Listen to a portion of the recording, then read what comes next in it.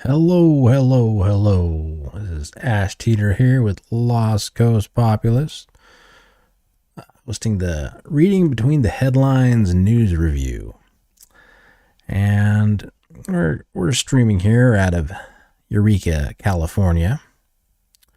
And we're going to talk a little bit about, this long forgotten COVID thing. It's over, right? That's what, that's what everybody kind of thinks these days is just over, COVID, it's done, past it, done, did it. It's just gone, right? But before we get into that, we're going to talk about a slightly related issue that just kind of ties into these, these three-letter agencies that tell us what's safe, what to do, how we should live our lives and all that nonsense. But anyways, this here article we have in front of us is the honey bunches of BHT. And it just talks about like a little discovery I made just, on accident, watching like reels on Facebook or something. It was like some clip starts talking about how Japan has banned honey bunches of oats and like multiple other cereals. So yeah, I got kind of curious and looked it up, and it turned out it's true. There's like, a bunch of them just because of this BHT stuff. So it's like, yeah, the truth about Honey Bunch of Oats and its scandalous exile from the land of the rising sun does not result from it being a morning sugar bomb. It's not because of the sugar content, nope. Instead, the breakfast ban is due to a preservative known as BHT. It's butylated hydroxylene lurking in our cereal, has a potential links to causing cancer. So as BHA and BHT can induce allergic reactions to the skin. The Internal Agency for Research on Cancer classifies BHA as a possible human carcinogen, and the European Commissions of Endocrine and Disruption also listed BHA as a Category 1 priority substance. Based on evidence, we see it interferes with hormone function. Long-term exposure to high doses of BHT is toxic in mice and rats, causing liver, thyroid, and kidney problems, and affecting lung function and blood coagulation. BHT can act as a tumor promoter in certain situations. Limited evidence suggests that high doses of BHT may mimic estrogen, the primary female sex hormone, and prevent expression of male sex hormones, resulting in adverse reproductive effects. So yeah, where do we, the brave American consumers, stand in the face of this shocking revelation? Blindsided by a shiny picture in an otherwise innocent-looking box and the product approval from our ever-trusted FDA? That's where. Should we be eyeing our whole pantry with suspicion, considering the hush-hush banishment of various American food items in European shores as well? But yeah, Japan is not alone. Additionally, while we chomp our goodies, our European counterparts are saying no thank you to some of our other prized snacks. Are we seeing a trend? Is the FDA serious about protecting the safety of American consumers? Or are they beholden to the profit margins of various corporate entities comprising our ever-shifting food pyramid? So there's a long list of things that are banned in like Europe as well. Like Japan's not the only one, as we said. Ritz crackers, Gatorade, Wheat Thins, Frosted Flakes. I think it's like a whole line along with the Honey Bunches of Oats from that same, I don't know if it's Kellogg's or whichever one does that. Then Coffee Mate Creamer, also banned because of the ingredients that they contain. But then here's the code of the federal regulation. This is the Title 21, Food and Drug Administration. This is for human consumption, and this is talking about the BHT. The food additive BHT, butylated hydroxytoluene, alone or in combination with other antioxidant permitted in this subpart B, may be safely used in or on specified foods as follows. The BHT meets the following specifications. So SA, total BHT 90%, 99% minimum. And B, the BHT is used alone or in combination with BHA as an antioxidant in foods as follows. So yeah, dehydrated potato shreds, dry breakfast cereals, emulsion stabilizers for shortenings, potato flakes, potato granules, and sweet potato flakes are some examples. But why did the FDA turn a blind eye to products that trigger alarm bells in other nations is the question. These agencies are made up of diligent scientists and experts whose priority to ensure safety, aren't they? Sure, the differences in our food regulations between countries might suggest varying levels of caution, or perhaps differing scientific opinions, but it wouldn't it be comforting to see consistent health and safety regulations across the globe when it comes to food with serious health risks. Instead, we are left pondering why certain ingredients are deemed safe when we are raising our eyebrows elsewhere. While having the Global Food Regulatory Agency sounds like a bad idea, just because it's, bureaucracy at a global level, do we really need that? Perhaps a global set of standards might be an idea to pursue, not only for breakfast cereals, but also for all gametes of the food industry. Until that time comes, perhaps we should start questioning what's in those seemingly harmless flakes and loops that power our mornings. Until we get some clarity on whether our breakfasts are boosting our energy or secretly plotting our demise, perhaps it's time to explore the world of oatmeal and fresh fruit. Or is the oatmeal even safe given the glyphosate bath it takes like many other grains used in popular breakfast cereals?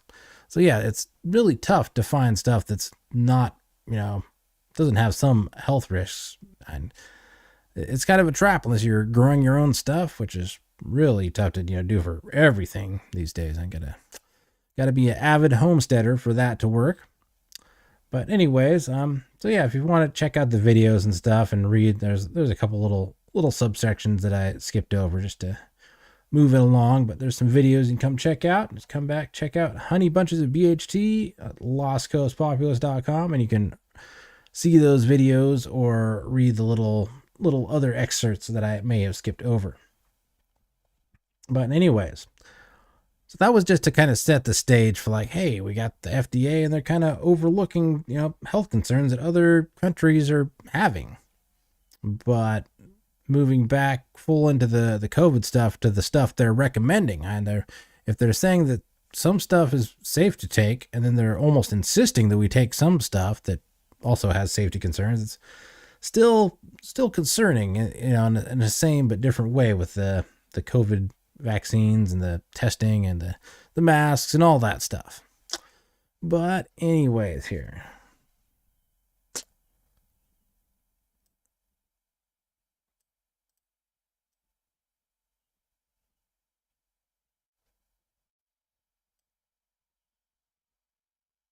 Let me see, got just a little thing here. Ooh. That looks better. Anyways, yeah, so we're going North Coast Journal here, and just a little blip, and this is their events section. It says, while the county's masking mandate has been lifted, public health is still strongly recommending masking indoors in public, social distancing, and avoiding crowds in poorly ventilated spaces. COVID-19 is still with us, and so be sure to check the protocols at event venues. So yeah, it's still, out there in the fear zone. But yeah, and it's saying it's on the rise here in California too. Is the headline here. COVID and flu are on the rise in California. But I mean, what is it like? Was it 70 or 80% of people are vaccinated? How is it on the rise again? How's that happening? It just doesn't make sense, does it? The difference between now and 4 years ago is another respiratory virus has joined the mix of influenza. RSV and now COVID, says Dr. Monica Gandahai, an infectious disease expert at UCSF. According to the California Department of Public Health, respiratory infections are trending up with a 4.8% increase in hospital admissions for COVID-19 last week. At the time, hospital admissions for flu cases had risen 18.8%. All three of those infectious, the flu is actually the one that she is looking at the most, she said. COVID has started to rise, but it's really been influenza that had an uptick in the last couple weeks, Gandhi said. Yeah, and this was December 3rd. Okay, so 3 days ago. Pretty recent. Yeah, but we're going to take a little step back in time to... Yeah, this is the COVID Minute with Supervisor Wilson, and this is November 23rd of 2020. This is a whole 3 years ago. This is when the masking was in like full bore, like fear mode. So we'll take a little gander at this thing in the full screen mode.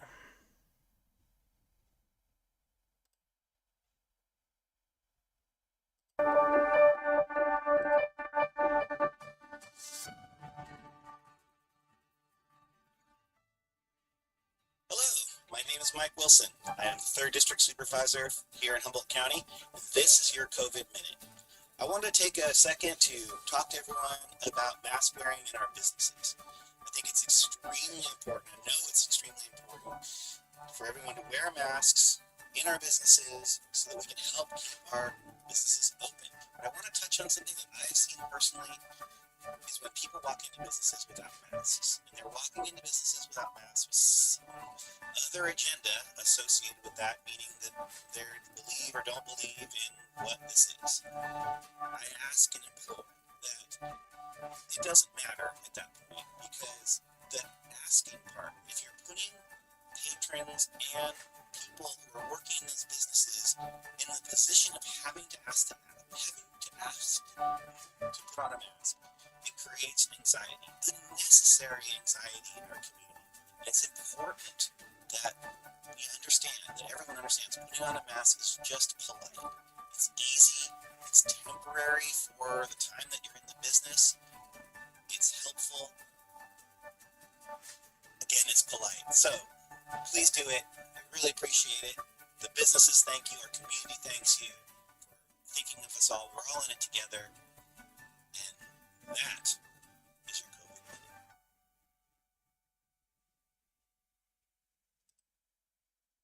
Yeah, it's just polite, and it's no inconvenience to you. I mean, unless you have a health condition, like I did, you still get forced to wear one, even though it negatively impacts your health. I mean, yeah, just do it. It's polite, You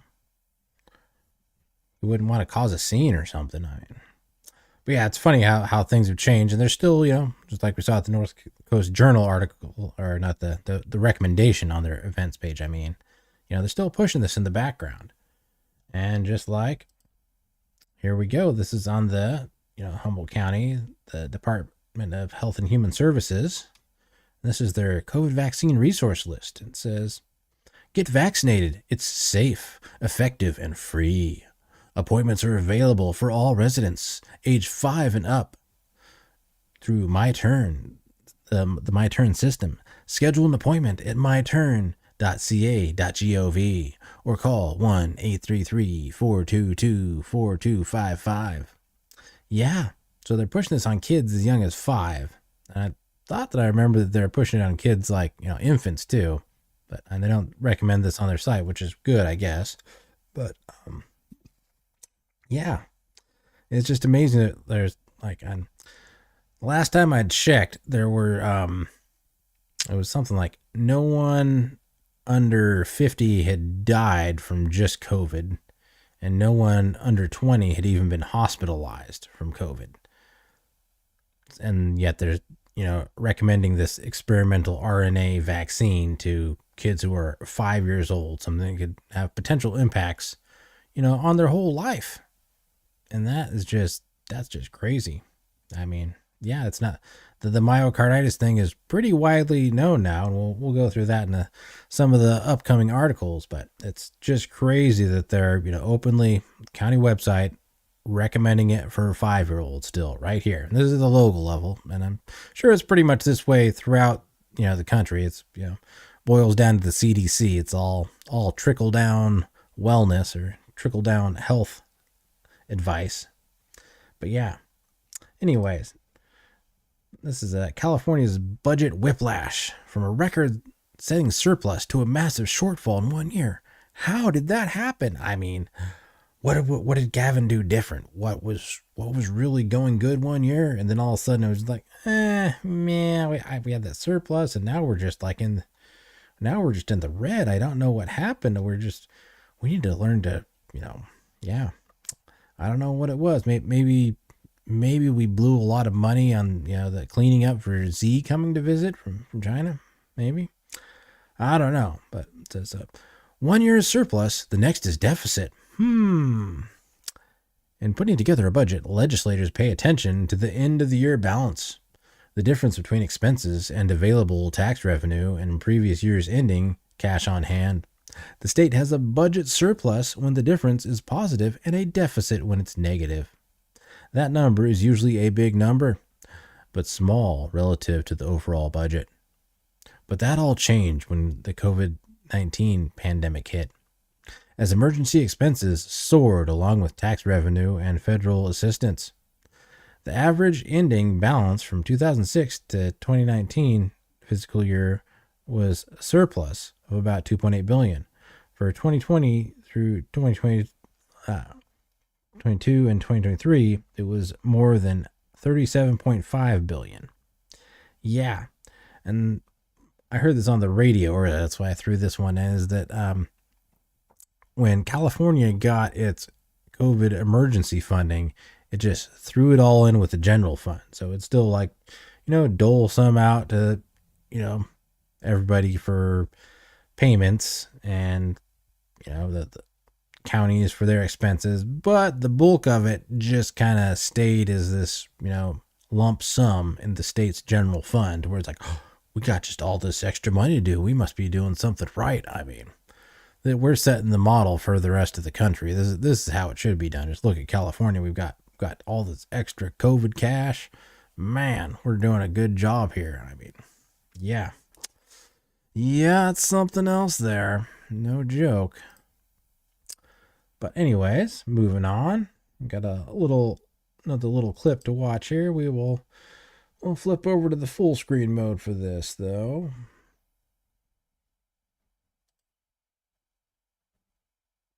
U.S. life insurance companies have reported an overwhelming and unexplainable increase in all-cause deaths among 18 to 49-year-olds. Along with that, there's also been an increase in certain medical diagnoses, such as miscarriages and Bell's palsy. Here to give us her take on the new data and what she believes could be causing the rise in numbers is emergency medicine and disaster specialist, Dr. Kelly Victory. Dr. Victory, good morning. Great to talk to you as always.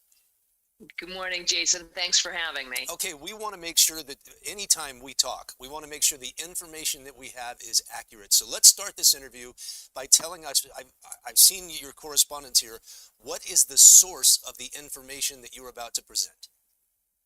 Well, this information became available to me or on my radar last week following a hearing with Senator Ron Johnson, who was looking at sort of what he calls a second opinion on the entire response to the COVID pandemic. The medical data was released by 3 career military physicians who got the information from the military database that collects what we call ICD codes, which are the diagnosis codes. And these physicians had a feeling, they believed based on their own observation, that they were seeing a significant uptick in certain conditions. So they actually went back and culled the database from the military on certain conditions over a 5-year period from 2016 through 2020, notably containing 1 year, 2020, of the full-blown pandemic. So they looked at 2016, 17, 18, 19, and 20 at the prevalence of certain conditions, including things like heart attack, blood clots to the lung, miscarriages, those sorts of things, and they compared it to the incidence of those same things in the calendar year 2021. and saw an alarming increase in certain things. For example, they saw a 270% increase in myocardial infarction in 2021, a 300% increase in incidence of Bell's palsy and of certain neurologic complaints, a 470% increase in pulmonary embolisms, blood clots to the lungs, and many, many other huge increases that they found alarming. Now, no one is saying with any certainty, Jason, what is causing this, but we certainly would be remiss as scientists if we didn't look at that and say, there is something going on. What happened in 2021 that was so different from the previous 5-year average that would cause this massive increase in certain medical conditions? So the source of the information is several U.S. life insurance companies that have been reporting this, correct? And these 3 career physicians that you referred to. Well, yes, they are separate groups of data. Jason, the previous study from the U.S. life insurance companies, many of them were reporting a 40% increase in deaths from all causes in the 18 to 49-year-old group.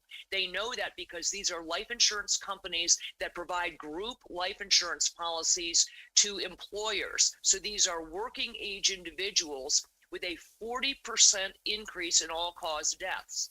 That was a different report from this bombshell that came out last week from, as I said, 3 career military physicians who are culling a military database. So they are 2 groups of data that show, again, an alarm that something is going on. And the question is what?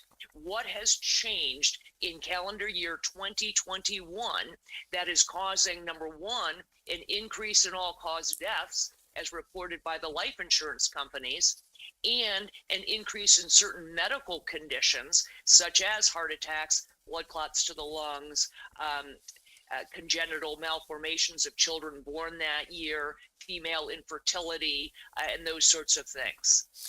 Did these 3 career military physicians offer any type of speculation? They did not, but they did not do this anonymously. They signed an affidavit on this. I have not seen the raw data. I'm not a military physician. I don't have access to that database, but I don't have any reason to believe at this juncture that the data is in question. These are, again, based on ICD codes. And I should make it clear because it's very easy to make statistics of these sorts deceptive.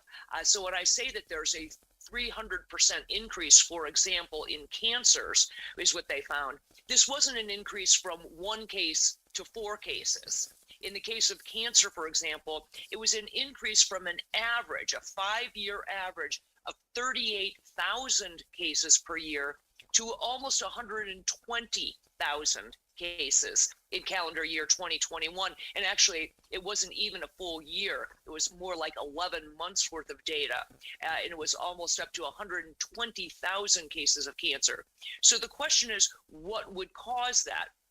Obviously, there's some conjecture amongst people that it could be the COVID vaccines. That has yet to be proven. But again, we would be remiss if we said that we couldn't consider that. Maybe it's climate change. I don't know. But I sure as heck do know that we better be paying attention to it. Because real science, Jason, real science requires us to be intellectually curious. It requires us to ask the uncomfortable question and to look at data, even if that data makes us question previously held convictions. And so if we aren't able to look at this data, if we are silenced and shut down, and I can tell you, I posted a tweet about it yesterday after the data became clear to me that there was something going on. I simply posted as, wow, what's going on here? And the amount of vitriol that single tweet generated was really quite stunning. The number of people who tweeted back that I should lose my medical license, that I should be kicked off Twitter, that I should be reported to the authorities is really alarming. The idea that people are so fearful of looking at actual data and asking the question, what is going on, is really a dangerous place for us. Do you expect this information to be presented to the CDC? I certainly hope so. The CDC and the FDA should be all over this. That's their job. But instead, the idea that they are trying to silence people, the 3 military physicians who made it clear, who released it, have been termed whistleblowers. In the past, we just would have called them good doctors looking at patterns. That's what doctors do. That's what scientists are supposed to do. Look at patterns, look at what seems unusual, question those things, bring them to the surface, and do the deep dive analysis. We have many questions in medicine that don't have answers. We sure as heck shouldn't have answers that can't be questioned. And if the problem turns out to be these vaccines, and they certainly should be looking at it, that it is certainly one thing of perhaps many that changed in 2021 that could be responsible for some portion, if not all, of these increases in various medical conditions. And it deserves to be fully exposed and to be examined very, very carefully. Okay. Dr. Kelly, Victory, appreciate it. It's going to be interesting to see where this goes. Appreciate it. Well, that is old news. That was about a year ago or so. And I was talking about like the military VARS database, which is it's a little different than the how the VARs that civilians use is reported, because ours are all kind of anonymous. So people look at it and they're just like, oh, that's it's not really that reliable. It's not verified, nothing. But the military one, every single case is verified. So it was like rock solid data. And then shortly after this, and the whistleblower came out, it all just disappeared. It just got wiped out. It's like, wow, the weirdest thing ever. Who would want to do that? Big Pharma. Yeah. It's people are just lying through their teeth. Yep. You're a lying dog-faced pony soldier. Damn right. Anyways, so we are going to move on to the next little clip here. Little article. This is what's going on here? Yes, the Supreme Court grapples with OxyContin makers' bankruptcy deal with billions of dollars at stake. It says Supreme Court on Monday wrestled with a nationwide settlement for OxyContin maker Purdue Pharma that would shield members of the Sackler family who own the company from civil lawsuits over the toll of opioids. The justices seemed by turns reluctant to break up the exhaustively negotiated agreement, but also leery of somehow rewarding the Sacklers. There's a little snippet down here too. Proponents of the plan said third-party releases are sometimes necessary to forge an agreement, and federal law imposes no prohibition against them. For get a better deal, lawyer Patrick Shaw said, representing victims and other creditors of the bankruptcy, told the justices there's no other deal. Lawyers for more than 60,000 victims who support the settlement called it a watershed moment in the opioid crisis, while recognizing that no amount of money could fully compensate victims for the damage caused by the misleading marketing of OxyContin, a powerful prescriptive painkiller. A lawyer for the victim who opposes the settlement called the provision dealing with the Sacklers a special protection for billionaires.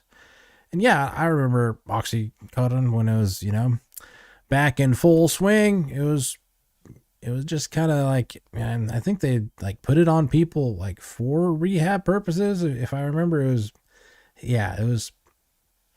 like, oh, that's not like, it's not like real heroin or anything. That's what you go when you're trying to come down, and they put you on the oxy, but then it's an opioid too. So it's not really helping you get off anything. I guess they came to find out.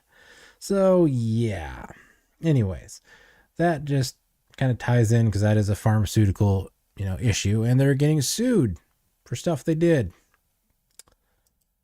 But here we go. We got another article here, and this is New York appeals court reinstates draconian public health quarantine rule. This is a New York State Appeals Court panel has reinstated a potentially draconian public health regulation promulgated by Governor Kathy Hochul's administration. The regulation, known as 10 NYCRR 2.13 or Rule 2.13, established isolation and quarantine procedures for those who are suspected of having a communicable disease. It was adopted as an emergency measure February 22nd of 2022 and remained in force until the state Supreme Court judge struck it down in July of 2022. But yeah, background. It says, as we frequently discussed on the site, the byproducts of the 2020 pandemic was governments seizing upon COVID panic to create a public health exception to the U.S. Constitution. This led to people being arrested for being on the beach, state police breaking up funerals and family gatherings, bizarre mask-wearing rules, travel restrictions, and on and on. Rule 2.13 came into effect when Hochul's minions took an existing state law governing how infectious disease outbreaks were to be handled and made it a lot better. And by better, I mean fascist. Exactly. Yeah. So this is on the Red State. If you want to read more of that article, go check out the Red State there. But anyways, we got a little bit of Fauci here. This is talking about Dr. Fauci. I got caught up in my own country having to disagree publicly with the president of the United States, which is a painful thing to do. So I think that's when he's talking about with Trump, the hydroxychloroquine and stuff, saying that just now that find out that all the risks they were talking about were pretty much bullshit, and it totally it works. It's been tested safely. Yeah. Yep. Bullshit. But let's take a little gander at what the fascist has to say here. That was fine, except that I got caught up in my own country of having to disagree publicly with the President of the United States, which was a painful thing for me to do. The far-right extremists think that I did that for political reasons. I was, a Nancy Pelosi plant or something in the White House, which I certainly wasn't. It was very uncomfortable for me, but I had to. I was forced to speak out and say, no, that's not true. It's not going to disappear like magic. Hydroxychloroquine is not the cure-all for this. That I generated, on the one hand, a lot of praise and sometimes even over-adulation on the part of people who are looking for some comfort and some realism and some sober facts about how they can protect themselves. On the other hand, it generated an incredible amount of hostility among the extremists. I don't like the extremes. It is not realistic that donuts are made with my face on them, that, candles with my picture on them, voting the sexiest. Almost as weird. That is weird, and that's not positive. So I'm in a situation where I'm a moderate type of a person, and you have the extremes of just over-the-top adulation, and then you have extremes of over-the-top hate, where people actually want to kill me.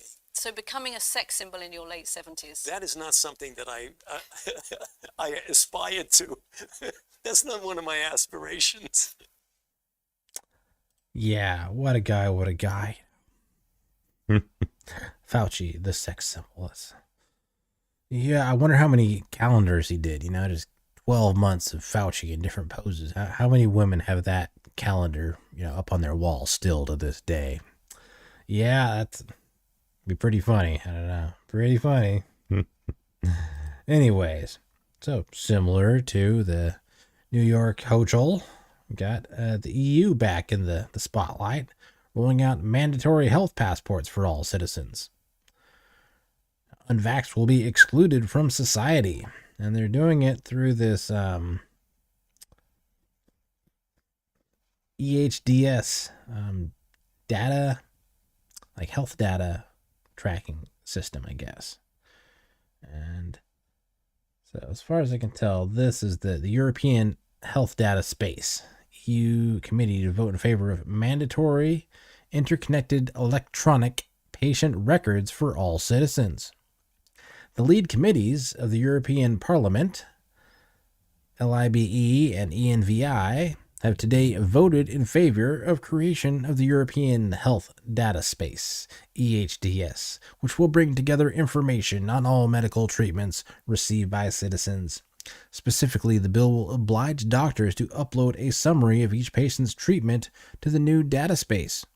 Exceptions, or a right to object, are not provided for, even if it comes to particularly sensitive diseases and therapies such as mental disorders, sexual diseases, and disorders such as impotence or infertility, HIV, or even drug therapies. Patients would be able to restrict access to their health records, but not their creation.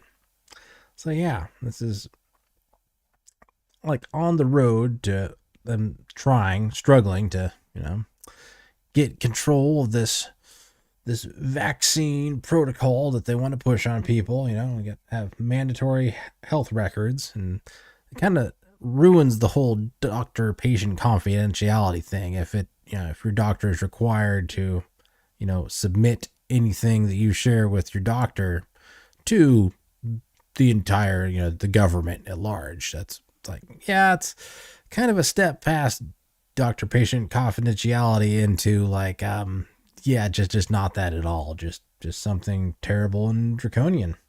Yeah. But look at this. Going back to the beginning, the Honey Bunches of BHT story, we have the 2030 food pyramid. On the top, antidepressants.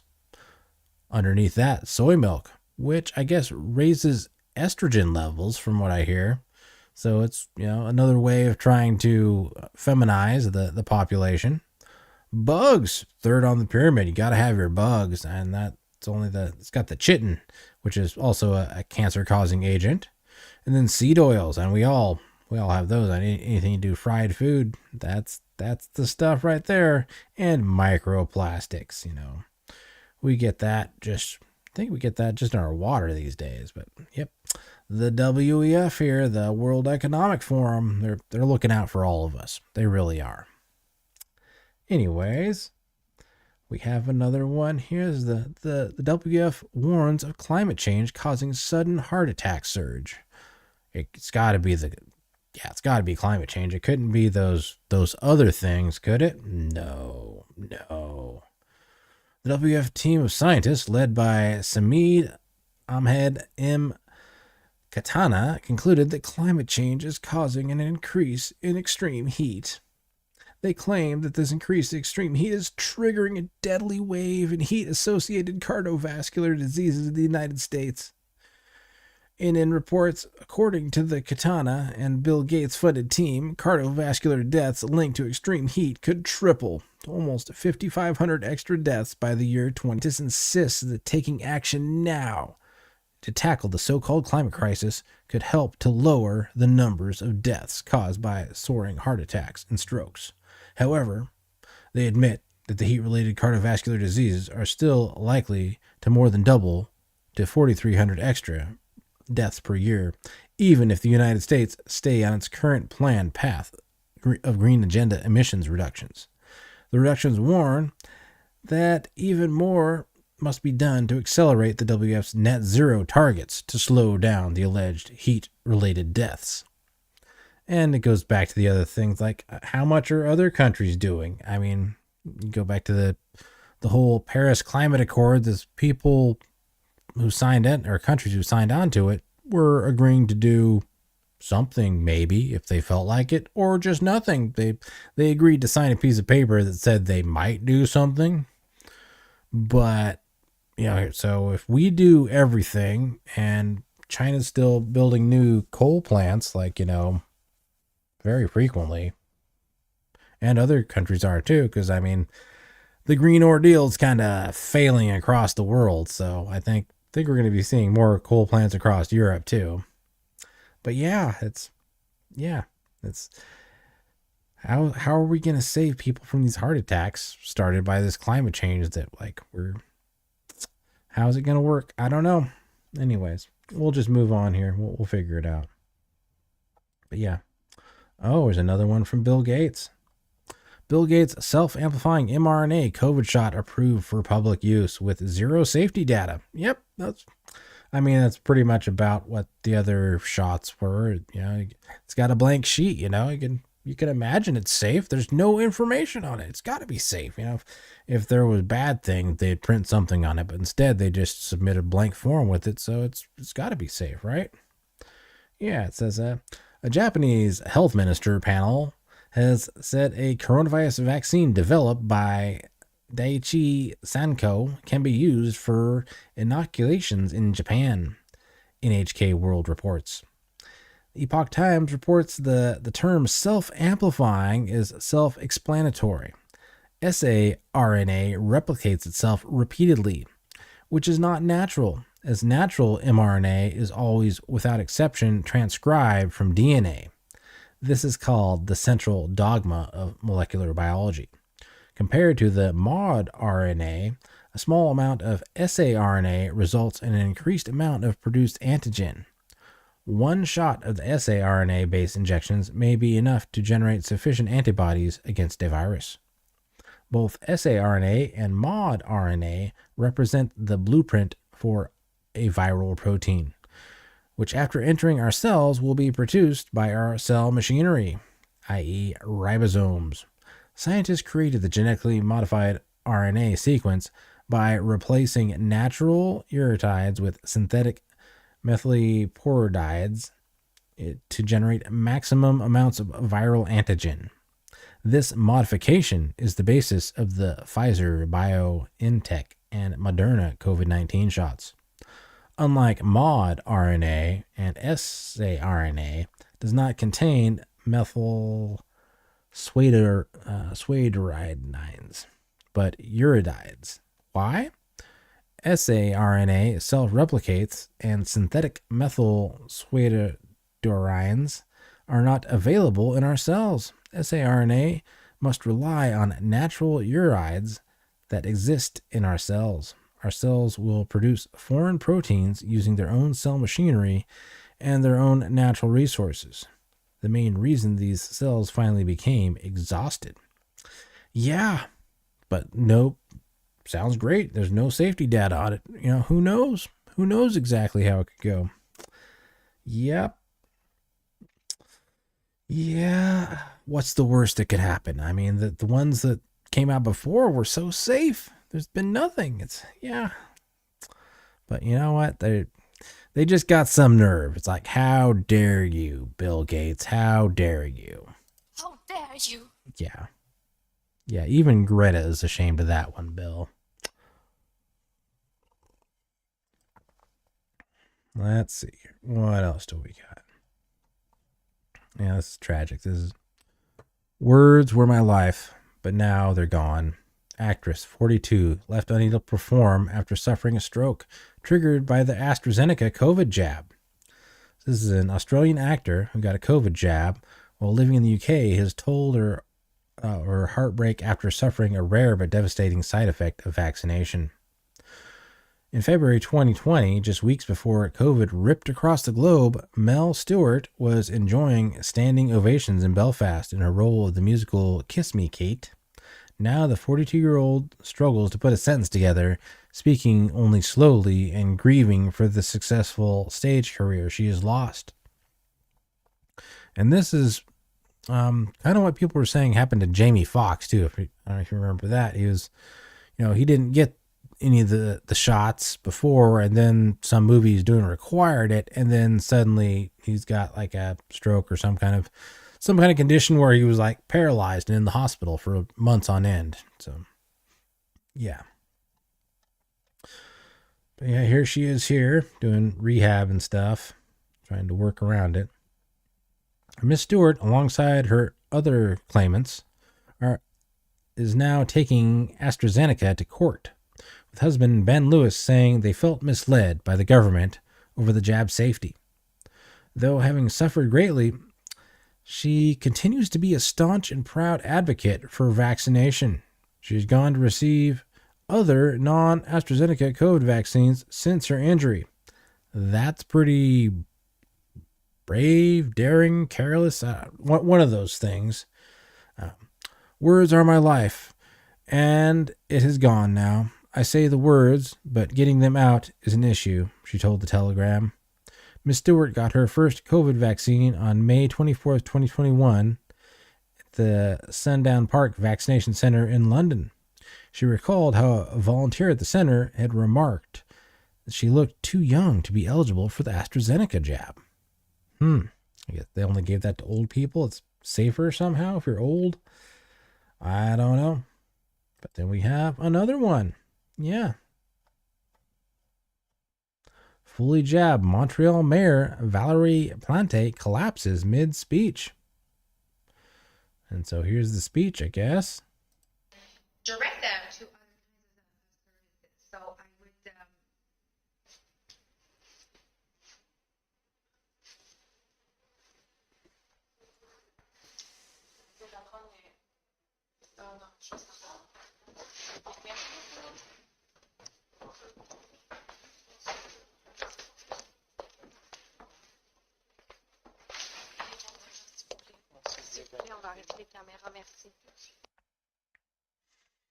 Yeah. Nothing going on there, huh? You can be sure when the world leaders publicly get their COVID vaccines and boosters that it's just a placebo and theatrics to convince you to take the real thing. Because when it's not, this is what happens. They stopped making this mistake long ago. What do they have here? I guess maybe to ask them if they're okay, if they need help, and maybe if they don't feel safe, to send them to. There's so many shelters that exist right now and that can welcome them and give them a warm meal and direct them to other kinds of services. Yeah, there she is after she fell in the first video. Yeah, looks like she's all right, surviving, but definitely wasn't a good thing there. It says the mayor of Montreal suffered discomfort during a press conference, and fortunately, she is out of danger. She will receive all the required medical support and thanks you for your support. The mayor's account declared in an X post following the incident. The Canadian minister, Justin Trudeau, was among several politicians who wished Plante a speedy recovery, and the mayor said she would reduce her daily activities as a preventative measure.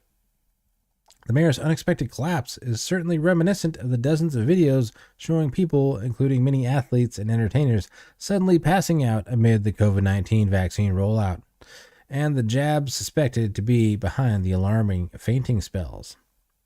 Yeah, and let's not forget Heather McDonald bragging about having the 3 experimental COVID jabs, collapses on stage, fracturing her skull as she hits the floor. The comedian collapsed midway through her set. Many in the audience laughed, assuming it was part of the act. I don't mean to brag, I don't care, but I want you to know, double vaxxed, booster, flu shot, and I'm going to be honest, I have the shingle shot too. And I still get my period. What? Yes! Traveled, went to Mexico twice, did shows, meet and greets, never got COVID. Clearly, Jesus loves me the most. Seriously. So nice. So nice.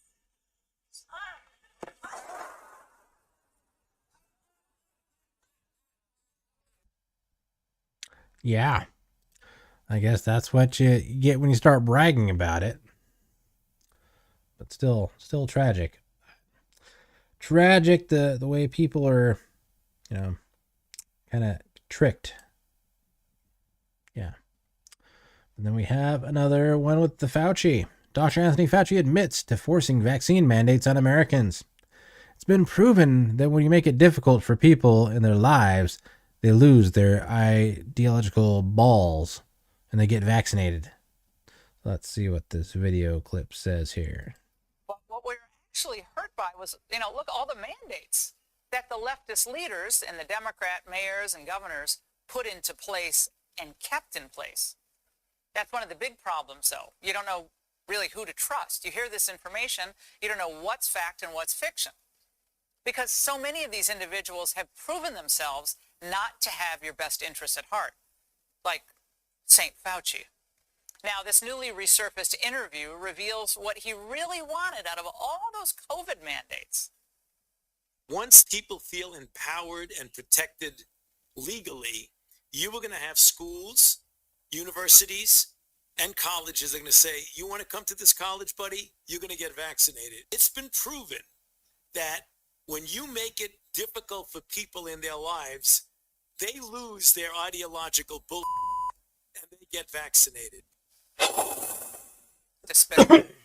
But what we were actually hurt by was, look at all the mandates that the leftist leaders and the Democrat mayors and governors put into place and kept in place. That's one of the big problems, though. You don't know really who to trust. You hear this information, you don't know what's fact and what's fiction. Because so many of these individuals have proven themselves not to have your best interests at heart, like St. Fauci. Now, this newly resurfaced interview reveals what he really wanted out of all those. And I guess that just started replaying again. But anyways, we have something new also here. This is post-vaccination syndrome, a descriptive analysis of reported symptoms and patient experiences after COVID-19 immunization. And it says, a chronic post-vaccination syndrome, PVS, after COVID-19 vaccination has been reported, but has yet to be well characterized. It says methods. We included 241 individuals aged 18 and older who self-reported PVS after COVID-19 vaccination, and who joined the online Yale Listen to Immune Symptoms and Treatment Experiences and study from May 2022 to July 2023. We summarized their demographics, health status, symptoms, treatments, and tried to summarize their overall experience as well. The median age of the participants was 46 years, with, let's see,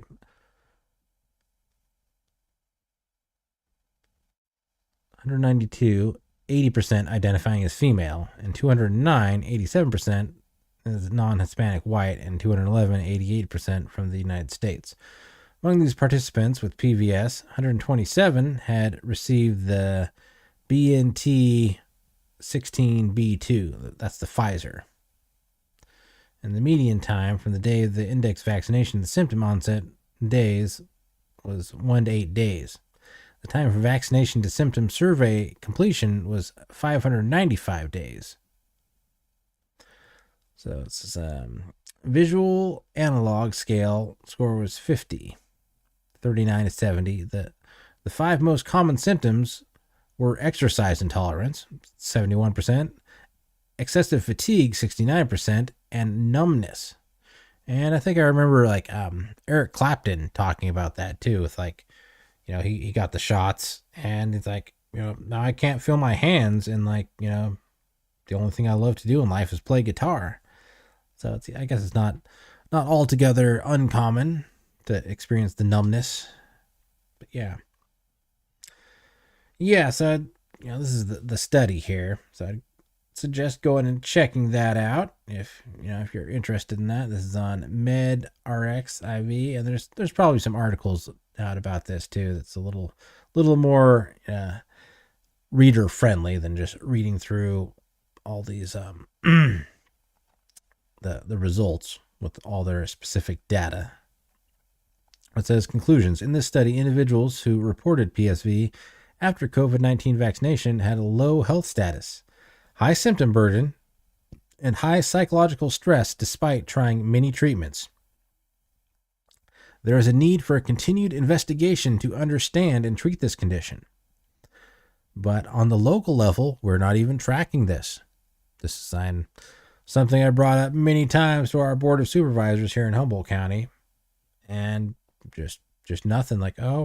We just got this new health platform that's supposedly going to track some kind of health stuff locally without just sending all the data to the state and CDC for tracking issues or tracking reasons. But we'll see if they include any of that, like they should.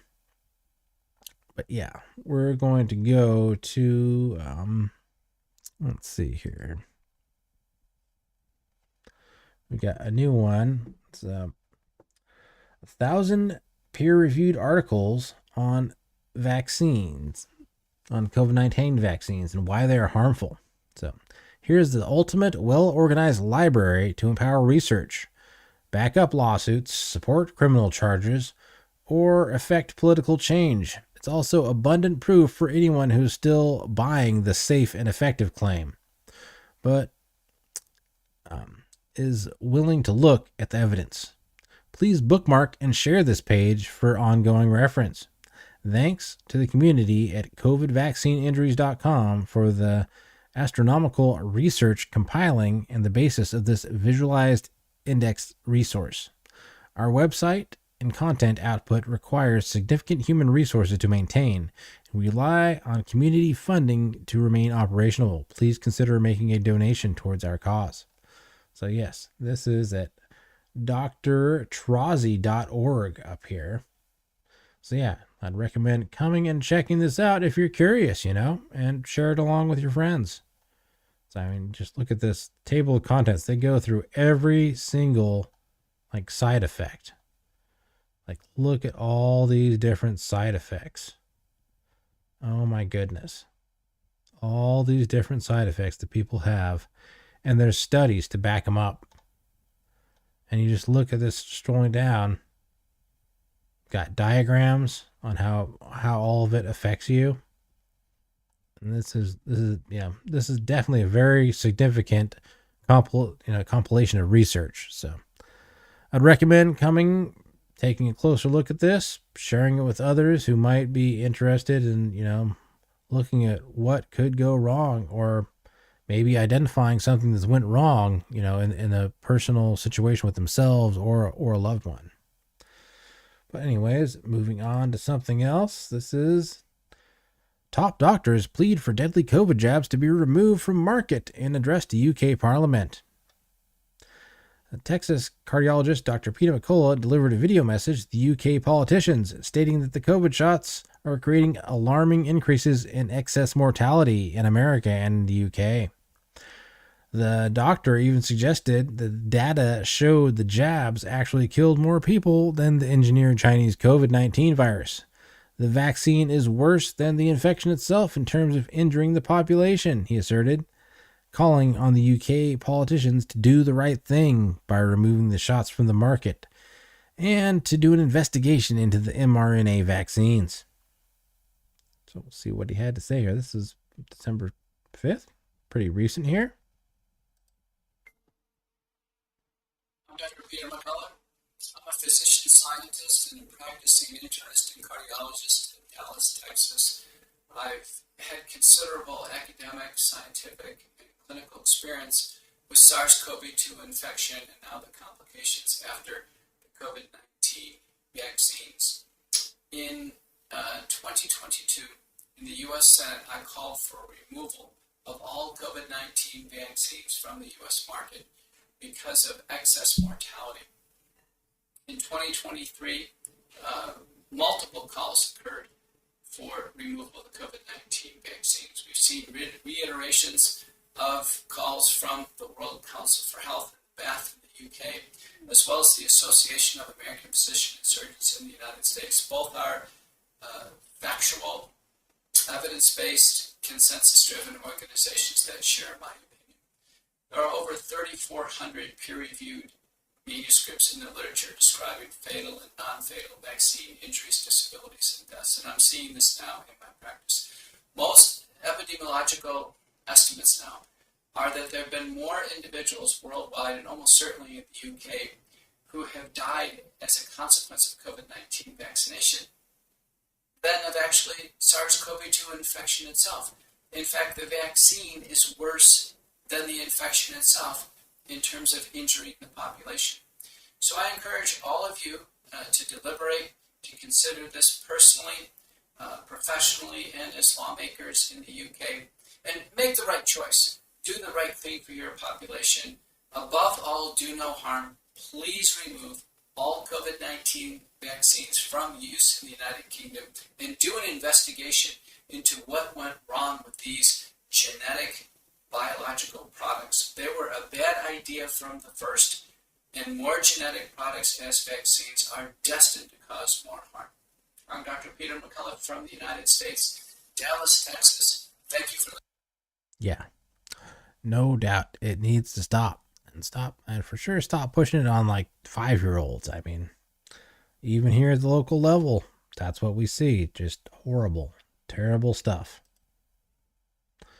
But what else do we have? This is a flashback here, and this is in August 18th, 2022, and this was healthcare workers awarded $10.3 million in a win for a mandatory COVID vaccine lawsuit. It says healthcare workers across the country were mandated to receive the COVID-19 vaccine, and when it first came to market, with very few exceptions. Unlike the flu vaccine, most healthcare systems did not allow for religious exemptions or many medical exemptions. In fact, there were reports of individuals being required to receive the full series of vaccine and boosters despite life-threatening allergies and a history of severe reactions to vaccines. The other option was termination. And we saw this at the city of Eureka, too, with their vaccine policies. They had employees that I had heard about that, took one shot, got sick, had to have major surgeries to rectify their health condition, and then were required to get, the next shot in the series to keep their job. This is how heartless some of these people are. And all the while, I heard another thing about the city of Eureka, here in Humboldt County, where there were certain people who were in charge of, higher up departments where they didn't, have to get the shot because they were, important enough. They had enough clout to where it's like, oh, well, yeah, you can be exempt. That's all right. It's just those little people down there. Yeah. But yeah, anyways, back to the article here. As a result of the mandate, healthcare professionals across the country filed class action lawsuits. The first settlement has been reached. North Shore University Health System in Chicago has agreed to pay $10,337,500 to over 500 current and former employees. If the North Shore had agreed then to follow the law and grant religious exemptions, the matter would have been quickly resolved and it would have cost nothing, the Liberty Counsel said. In addition to the payment, North Shore will exchange its vaccine policy to accommodate religious exemptions and has plans to rehire former employees who were fired or forced to resign when their exemption requests were denied.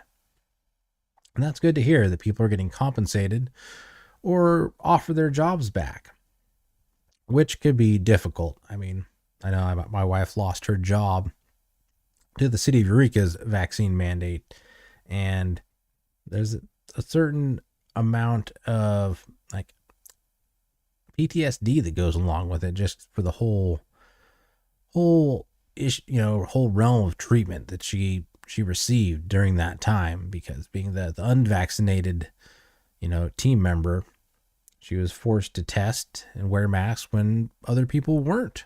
It's totally discriminatory practices, and this is even with them knowing that people, once they were vaccinated, they could still get COVID, they could still spread COVID, but that didn't seem to matter because supposedly your symptoms would be less if you got it, even though you could spread it to people. I mean, yeah, just totally ass backwards, the way the whole thing was dealt with, the way people were treated, just unacceptable. And hopefully this is a trend that we see. And then we have Australian government official blows whistle. We planned the pandemic decades ago, he says. This is a senior Australian government official has blown the whistle on how the global elites planned the COVID pandemic decades in advance. Australian Senator Malcolm Roberts revealed that globalists work with the world leaders to plot the pandemic in order to advance their Great Reset agenda for humanity. I mean, they said as much in writing, but, According to Roberts, sacrificing millions of people around the globe was all part of their depopulation plan. NN reports that the so-called pandemic was planned and globally coordinated decades in advance. He testified before the Australian Senate. However, Robert issued a warning to the globalist elite that they will be exposed and held accountable. But are going to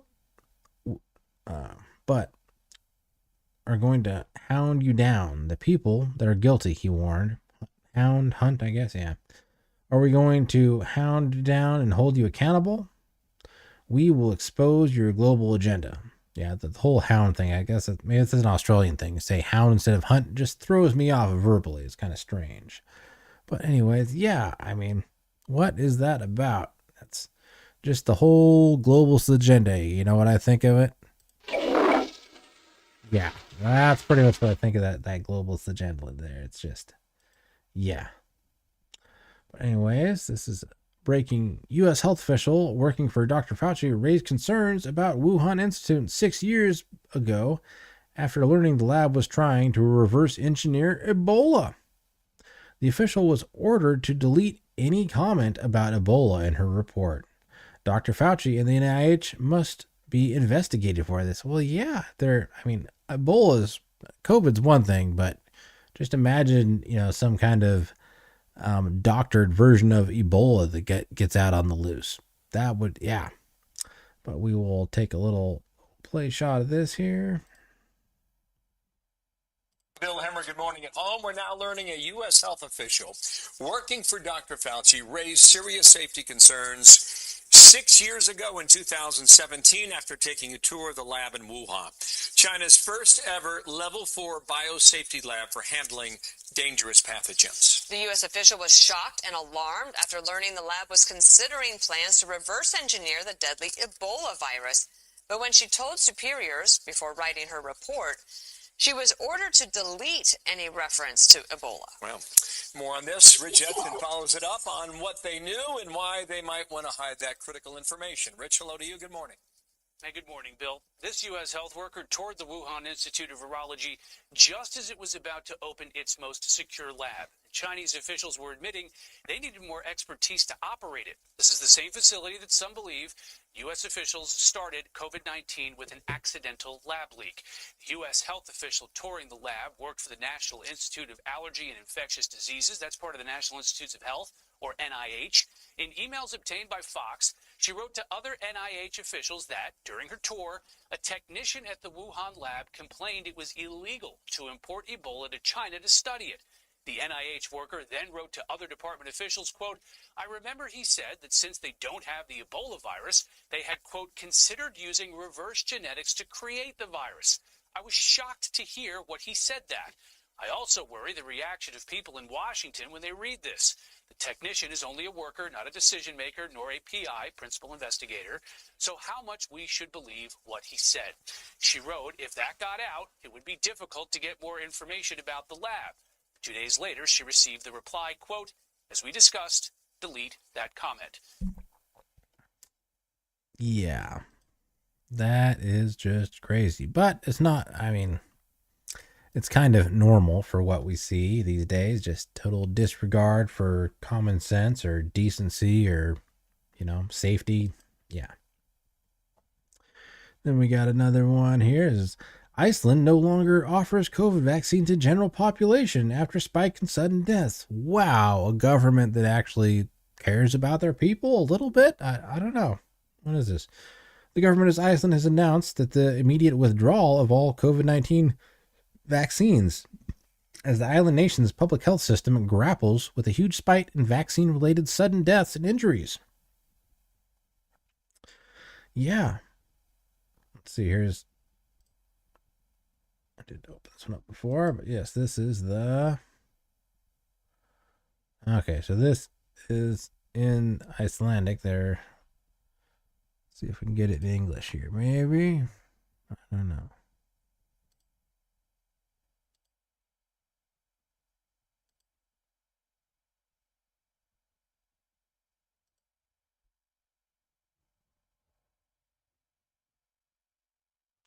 Yeah, I don't think we're going to get it in English. So anyways, we will just move on here. But yeah, that's good to hear. Iceland dropping the use of COVID. They're not going to push it on their people because they're realizing, hey, maybe if we actually they actually started tracking and paying attention to it, and they're like, maybe we shouldn't be doing this. People are dying.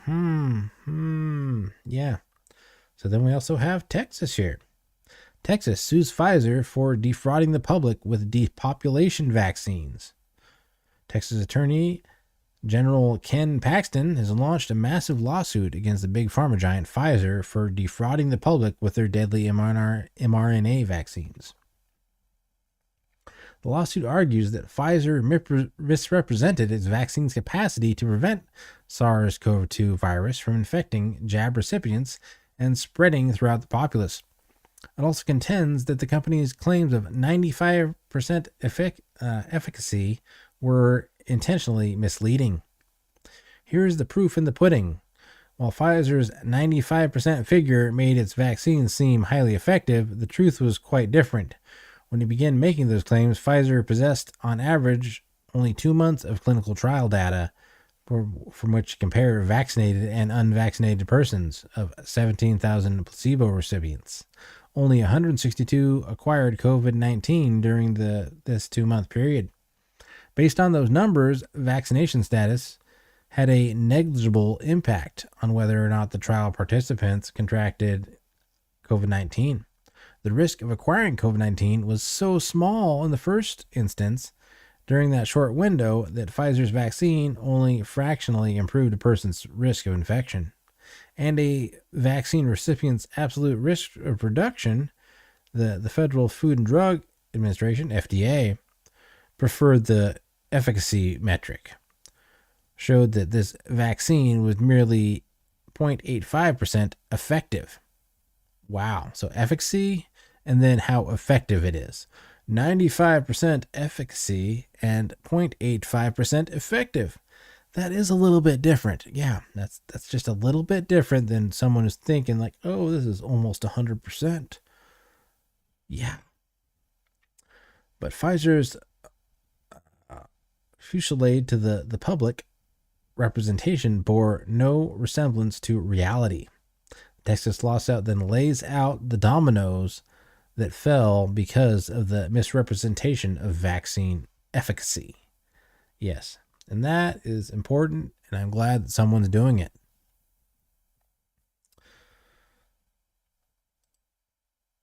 And then we have first COVID vaccine injury lawsuit in U.S. targets U.S. government social media giants.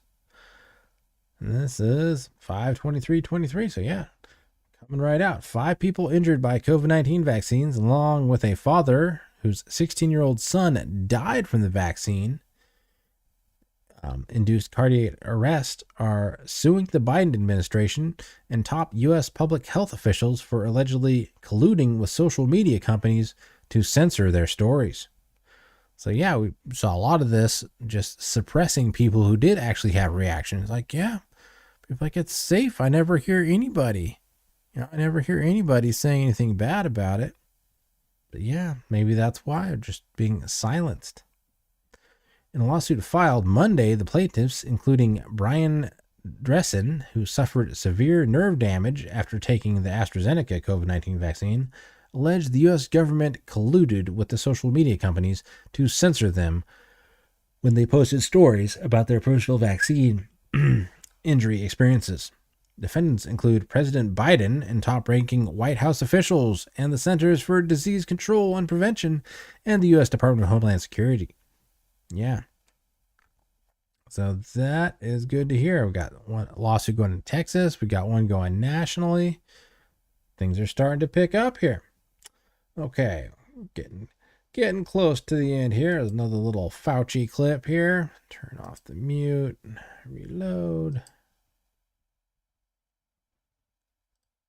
I recommend shutting everything down. I recommended to the president that we shut the country.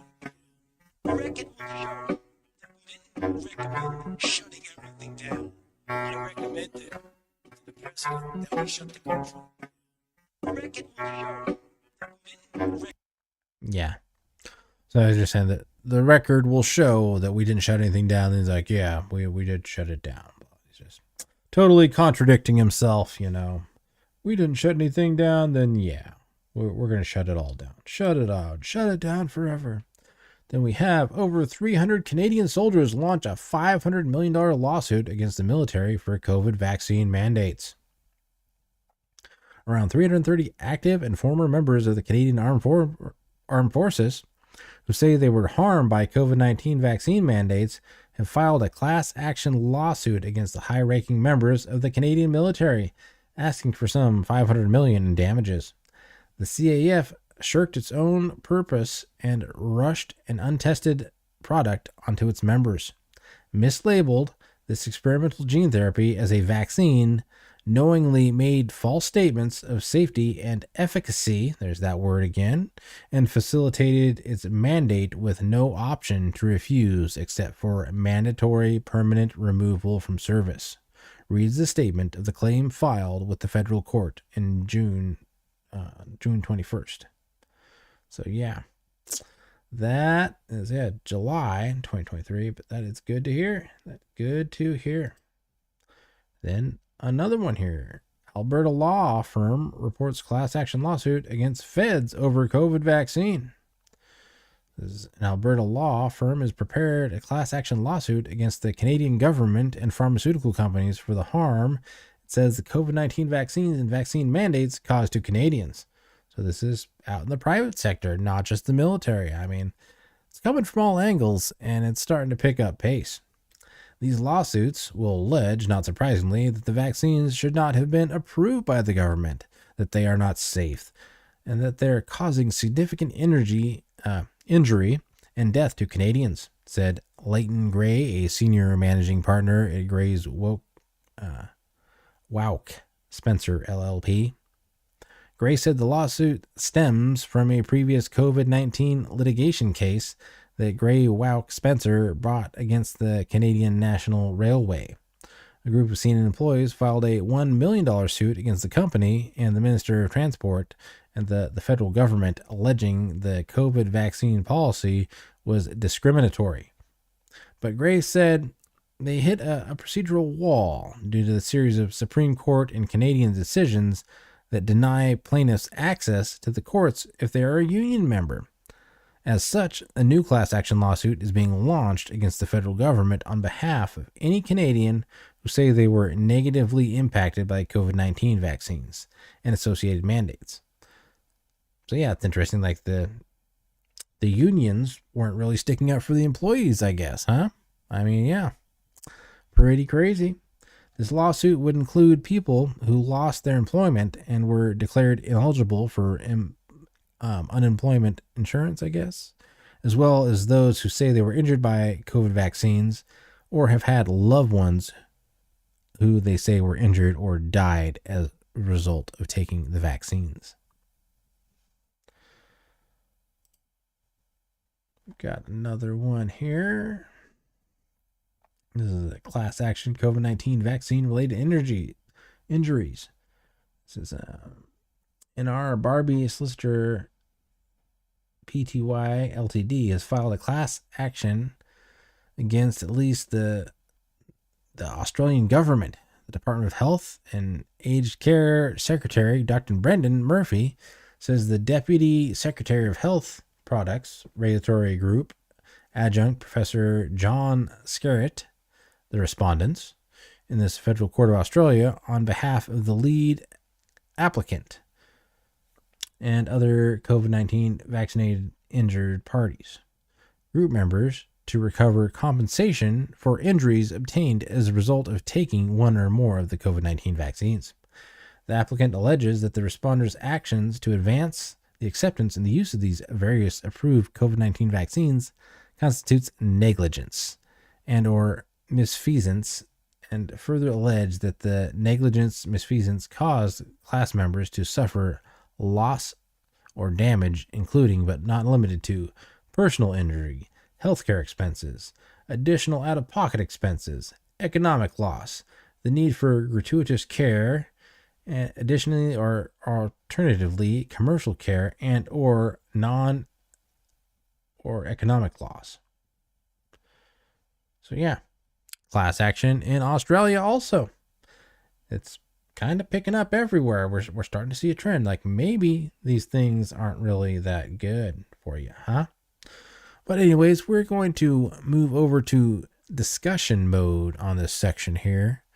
I mean, yeah, it's such an amazing section it has been. I mean, ooh. Yeah. Something else, isn't it? But anyways, let's see what we got to talk about here. What did we just witness with all those different articles?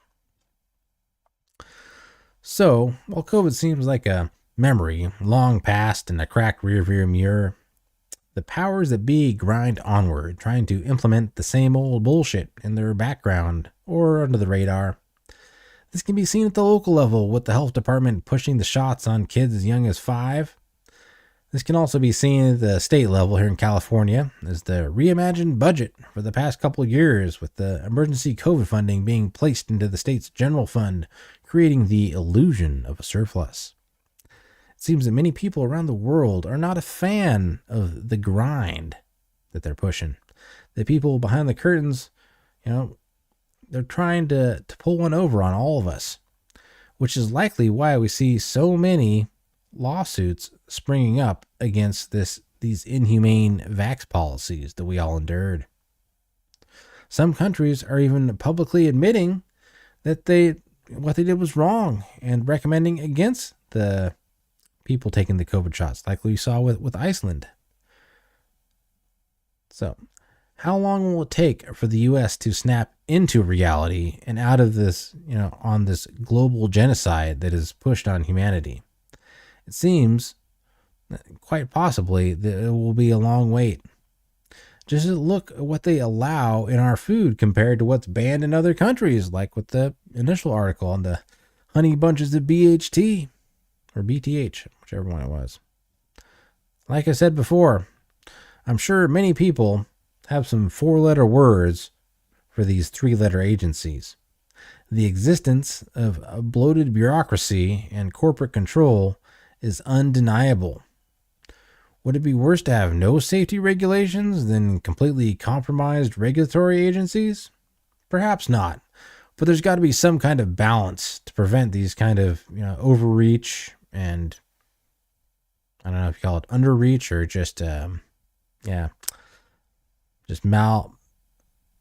negligence. Yeah, there are all kinds of derogatory words for what they've done.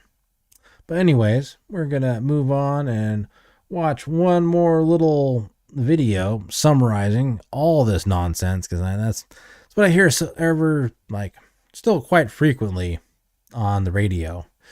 All these different businesses chime in, like they use this phrase like, after the last 2 years we've all been through.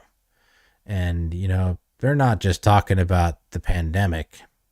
They're talking about the treatment we all, how we were all treated by the government around the world for, the couple of years during the COVID pandemic. It's like, yeah, after that, we'll cut you a little deal, 10% off for seniors or veterans with an ID. But anyways, we will go and we will play this video here.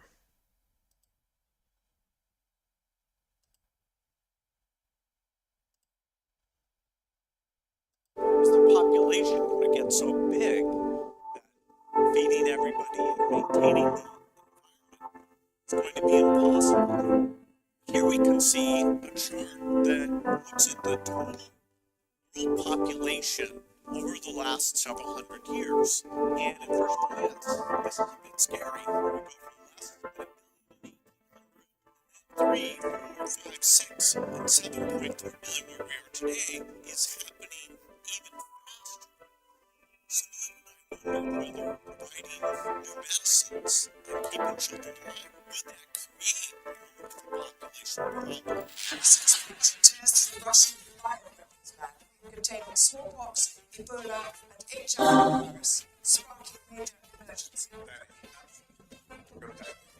As I said myself, best possible.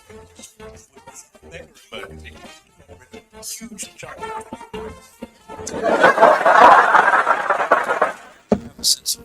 carrying capacity of Britannia's or the world as a whole? Well, Britain, I put it at 10 or 15 million. I think it's complete nonsense that we are now confronted with an island, would you believe it, of 70 million. Now we see the creation of a new massive class of useless people.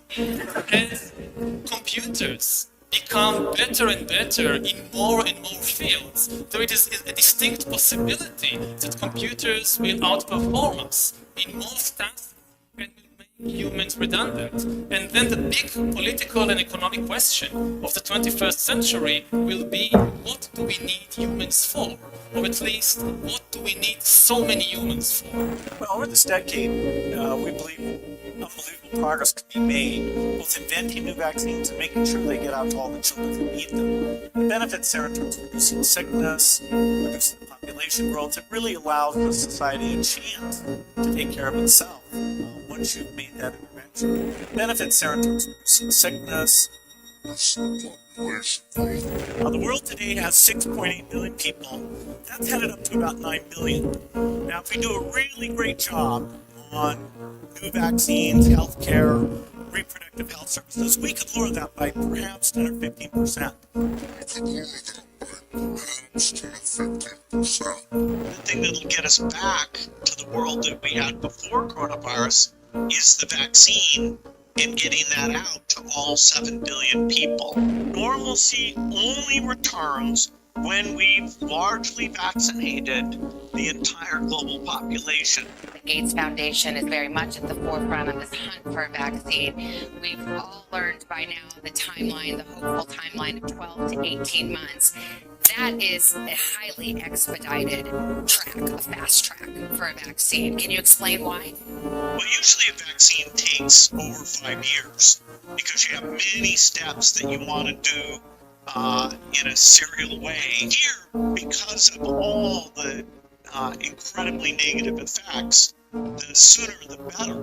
But there will be a trade-off. We'll have less safety testing than we typically would have. As I understand it, then, from what you're saying, is that it may be that there needs to be some compromise in some of the safety measures that would normally be expected to create a vaccine because time is so crucial.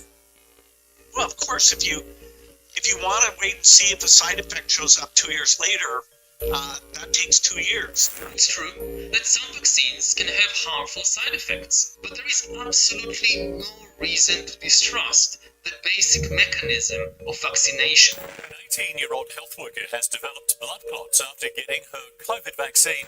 High school basketball player remained in the hospital this morning with blood clots in his brain developed shortly after getting his COVID-19 shot. Fit and healthy Ellie Peacock, diagnosed with more than a fortnight after her AstraZeneca vaccination. Emma Borky is continuing to fight for her life after getting the Johnson & Johnson vaccine earlier this month. She started having seizures. That's when they took her to the hospital. They realized she was getting blood clots in the brain. Health authorities are waiting for test results from a New South Wales woman who died from blood clots shortly after receiving a COVID vaccination. 59-year-old Neil Astles died from a rare blood clot on the brain after having the AstraZeneca vaccine. On Thursday, we learned of an Oregon woman in her 50s who developed a serious blood clot and died after her Johnson & Johnson shot. The 58-year-old woman received a vaccine last Friday and then reportedly developed blood clots the next day. Sadly, she died on Wednesday. 54-year-old Hassan Boyer died of a blood clot after receiving the AstraZeneca COVID-19 vaccine. Local woman in her late 30s died from a rare blood clot after getting the one-dose vaccine. Her name is Jessica Wilson, and she died on September 7th. Her obituary says it was from blood clots. She had been vehemently opposed to taking the vaccine. If you want to wait and see if a side effect shows up 2 years later, that takes 2 years. Blood clots associated with the AstraZeneca COVID-19 vaccine vaccine are top of mind for many. Concerns are being raised about cases of myocarditis or inflammation of the heart muscle following the Pfizer vaccine. Stronger evidence that the mRNA COVID vaccines from Pfizer and Moderna could be causing myocarditis, inflammation of the heart muscle. Tonight we're hearing reports of some young people developing a heart condition after getting their COVID vaccines. It's called myocarditis. It's an inflammation of the heart. Myocarditis is inflammation of the heart resulting in chest pain or tightness, along with shortness of breath. Symptoms you could spot would include chest pain, rapid or abnormal heart rhythms, shortness of breath.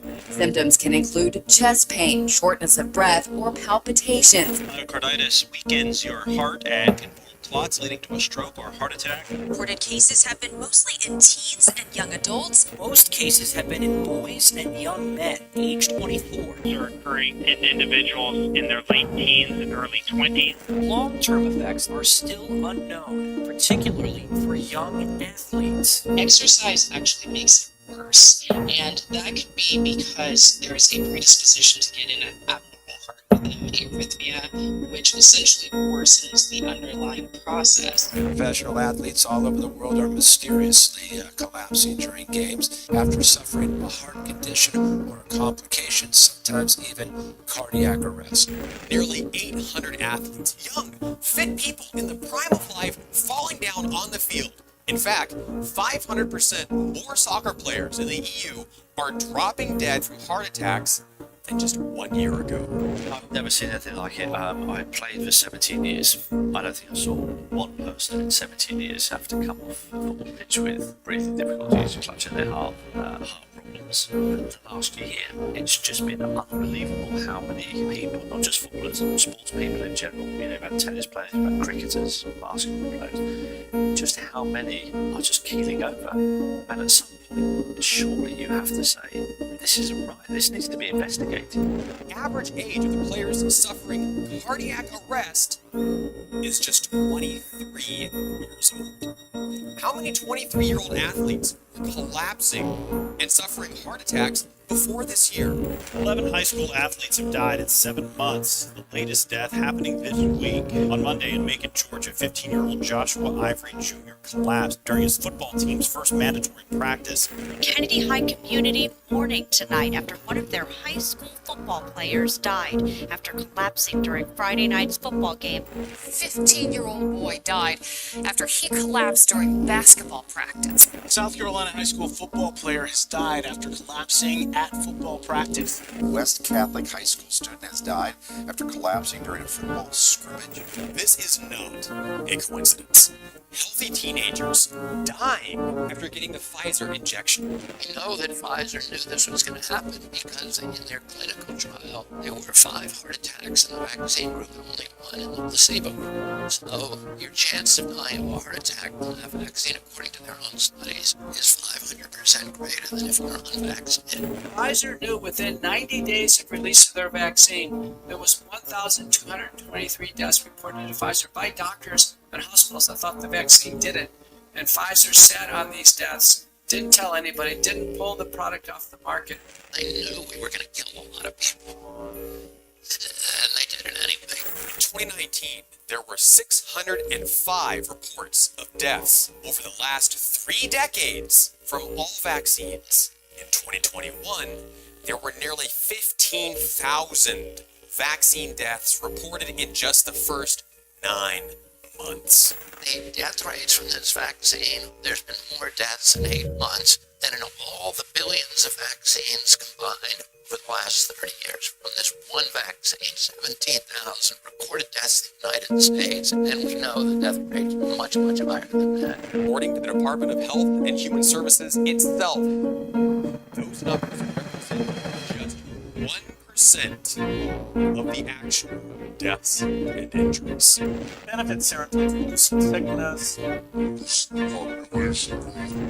reassured by the fact that we have got a grip of the vaccination program. We had moved brilliant scientists and industrialists got a grip on huge numbers of vaccinations. I think it's complete nonsense that we are now confronted with an island, would you believe it, of 70 million. There is absolutely no reason to distrust the basic mechanism of vaccination. If I had to choose the best invention in history, I would choose vaccines. We need a great job on new vaccines.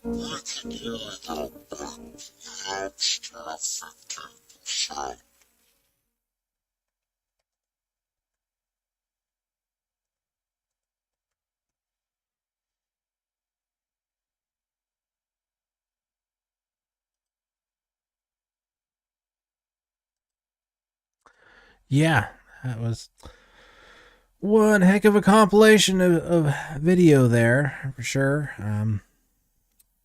Shout out to a commenter we had on the Twitch thing there, and for some reason the video dropped out on Twitch. It's still going on YouTube. Don't know why, but they had a suggestion. They're saying that we need someone like Dwight Eisenhower in office as president. And according to them, like, that was the last president who, in their opinion,